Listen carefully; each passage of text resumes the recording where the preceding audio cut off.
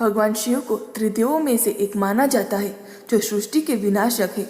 उन्हें महादेव, भोलेनाथ, नटराज और कई अन्य नामों से भी जाना जाता है। भगवान शिव को शांत और उग्र दोनों रूपों में पूजा जाता है। आइए जानते हैं कथा एक ऐसे ऋषि की जिनका जन्म स्वयं भगवान शिव के क्रोध की अग्नि से हुआ।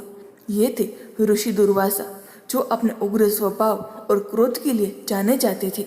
मान्यता है कि जब भगवान शिव ने अपने क्रोध को शांत करने के लिए उसे अग्नि के रूप में प्रकट किया तो उसी अग्नि से दुर्वासा ऋषि का जन्म हुआ। दुर्वासा ऋषि की तपस्या और ज्ञान असीम थे, लेकिन उनका क्रोध भी उतना ही प्रचंड था। वे अक्सर अपने क्रोध के कारण लोगों को श्राप देते थे और उनके श्राप कभी व्यर्थ नहीं जाते थे। एक बार किसी कारणवश दुर्वासा ऋषि ने स्वयं भगवान शिव को भी श्राप दे दिया था, जिस ऋषि का जन्म भगवान शिव के गुस्से से हुआ। हमारे पुराणों में इसे लेकर काफी रोचक कहानी है। इससे जिन ऋषि दुर्वासा का जन्म हुआ वो खुद अपने गुस्से के लिए विख्यात रहे, क्योंकि ऋषि दुर्वासा शिव के गुस्से की वजह से पैदा हुए थे, इसलिए उन्हें शिव जी का ही रूप माना जाता है। वो खुद शिव के बहुत बड़े भक्त थे। ऋषि दुर्वासा शिव के पुत्र थे, लेकिन उनसे अलग भी थे। भगवान शिव को मनाना जितना आसान था, ऋषि दुर्वासा को मनाना और खुश करना उतना ही कठिन। हालांकि दोनों का गुस्सा एक जैसा था। ऋषि दुर्वासा का क्रोध इतना तेज था जो कई बार उनके लिए भी घातक हो जाता था। क्रोध के चलते दुर्वासा किसी को भी दंड या श्राप दे दिया करते थे। उनके क्रोध से राजा, रानी, देवी देवता, दैत्य, असुर कोई भी अछूत नहीं था। वैसे उनका जैविक पिता और माता ऋषि अत्रि और अनुसुईया को माना जाता है। ब्रह्मानंद पुराण के अध्याय 44 के अनुसार ब्रह्मा और शिव में एक बार झगड़ा हुआ। शिव बहुत गुस्से में आ गए। डर से सभी देवी देवता छिप गए। उनसे परेशान पार्वती जी ने शिव से कहा कि उनके गुस्से के चलते उनके साथ रहना मुश्किल है।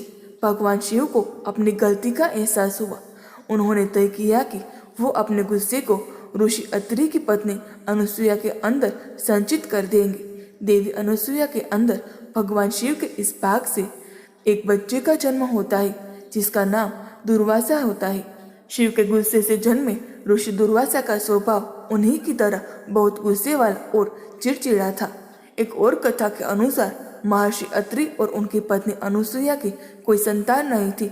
तब ब्रह्मा जी के कहने पर संतान प्राप्ति के लिए दोनों ने वृक्षकुल पर्वत पर त्रिदेव की कड़ी तपस्या की। उससे खुश होकर तीनों भगवान उनके सामने आए और उन्हें वरदान दिया कि वो खुद उनके पुत्र के रूप में जन्म लेंगे। तब फिर ब्रह्मा जी के रूप में सोम, विष्णु जी के रूप में दत्त और शिव जी के रूप में दुर्वासा का जन्म हुआ। कालिदास द्वारा लिखित अभिज्ञान शकुंतलम के अनुसार ऋषि दुर्वासा जब शकुंतला के पास पहुंचे तो उन्होंने उन्हें अपने प्रेमी दुष्यंत के ख्यालों में खोया हुआ पाया। इससे गुस्सा होकर ऋषि ने उन्हें श्राप दिया कि उनका प्रेमी उन्हें भूल जाएगा। इससे शकुंतला की चेतना टूटती है और वे ऋषि से माफी मांगती है। तब ऋषि श्राप को थोड़ा कम करते हुए कहते हैं कि दुष्यंत उन्हें तब पहचानेगा जब वो अपनी दी हुई अंगूठी देखेगा। ऋषि दुर्वासा ने जैसा कहा वैसा ही हुआ। शकुंतला और दुष्यंत के बेटे भरत के नाम पर देश का नाम भारत पड़ा। महाभारत में ऐसी बहुत सी कथाएं हैं जहाँ ऋषि दुर्वासा से लोगों ने वरदान मांगा। उन्होंने प्रसन्न होकर ऐसा भी किया। कुंती और दुर्वासा से जुड़ी भी एक कहानी है। राजा कुंती भोज ने उन्हें गोद लिया हुआ था। दुर्वासा उनके यहाँ मेहमान बनकर आए। कुंती ने ऋषि की खूब सेवा की। ऋषि दुर्वासा खुश हुए। जाते वक्त अथर्ववेद मंत्र के बारे में बताए, जिससे कुंती अपने मनचाहे देव से प्रार्थना कर संतान प्राप्त कर सकती थी। बाद में कुंती ने कई देवों का आवाहन कर उनसे संतान प्राप्ति की। भगवान कृष्ण को भी ऋषि दुर्वासा ने श्राप दिया था कि जिसके कारण उनकी मृत्यु हुई थी।